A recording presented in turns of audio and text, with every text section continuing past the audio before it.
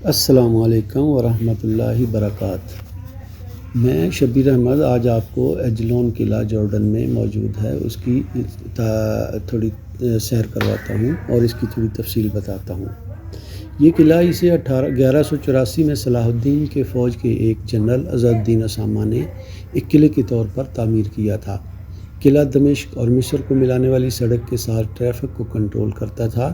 صلاح الدین کے مورخ بہاؤالدین ابن شداد کے مطابق قلعہ بنیادی طور پر اس لیے بنایا گیا تھا تاکہ دمشق کے حکام کو جبل عوف کے بدو قبائل پر قابو پانے میں مدد ملے۔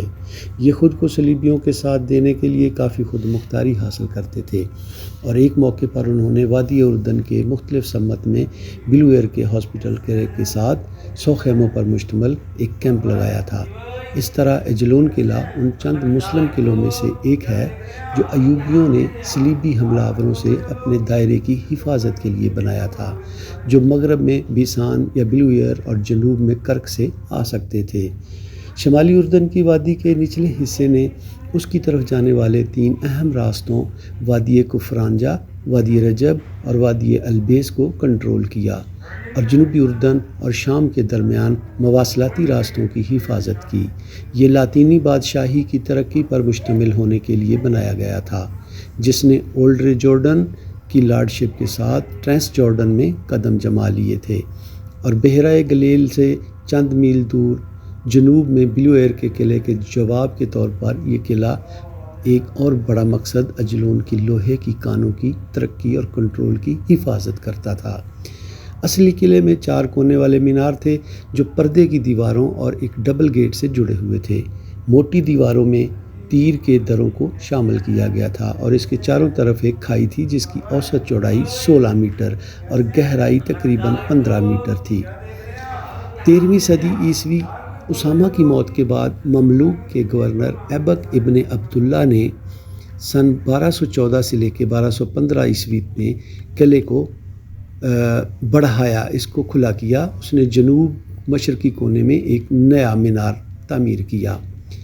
ایوبیوں کے ہاتھوں 1187 میں کرک کے زوال کے بعد یہ قلعہ اپنی فوجی اہمیت کھو بیٹھا اور 13ویں صدی عیسوی کے وسط میں قلعہ جب حلب اور دمشق کے امیر یوسف بن ایوب کے حوالے کر دیا گیا، جس نے شمال مشرقی ٹاور کو بحال کیا اور قلعے کو ایک انتظامی مرکز کے طور پر استعمال کیا۔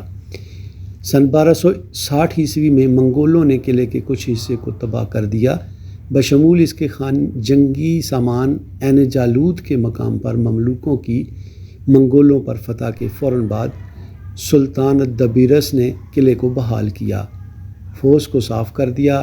قلعہ فصلوں اور رزق کے ذخیرے کے طور پر استعمال ہوتا تھا۔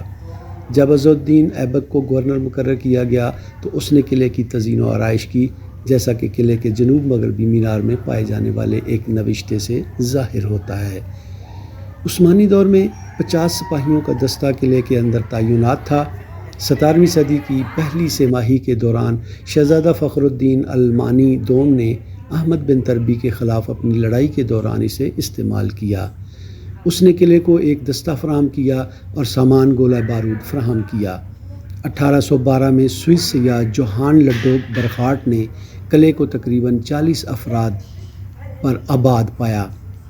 سن 1837 سے 1927 میں قلعے کو 2 بڑے تباہ کن زلزلے آئے اور انہوں نے تباہ کر دیا۔ حال ہی میں اردن کے محکمہ آثار قدیمہ نے دیواروں کی بحالی اور مضبوطی کے ایک پروگرام کو اسپانسر کیا اور اس کو دوبارہ تعمیر کیا۔ ایجلون کیسل سیاحت کے لیے کھلا ہے۔ قلعے کے بہت سے علاقوں کو دیکھا جا سکتا ہے۔ اردن میں سیاح اکثر محل کا دورہ کرنے آتے ہیں اور اس کے اندر ایک میوزیم کی بھی نمائش ہے جس میں خطے کے مختلف ادوار کے بہت سے نمونے رکھے گئے ہیں۔ تو یہ آپ کو میں نے تھوڑا سا ایجلون کیسل کی ہسٹری کے بارے میں بتایا ہے۔ اب آپ کمنٹ کر کے مجھے بتائیے گا کہ میں نے آپ کو کہاں تک انفارمیشن پرووائڈ کی۔ شکریہ، اللہ حافظ۔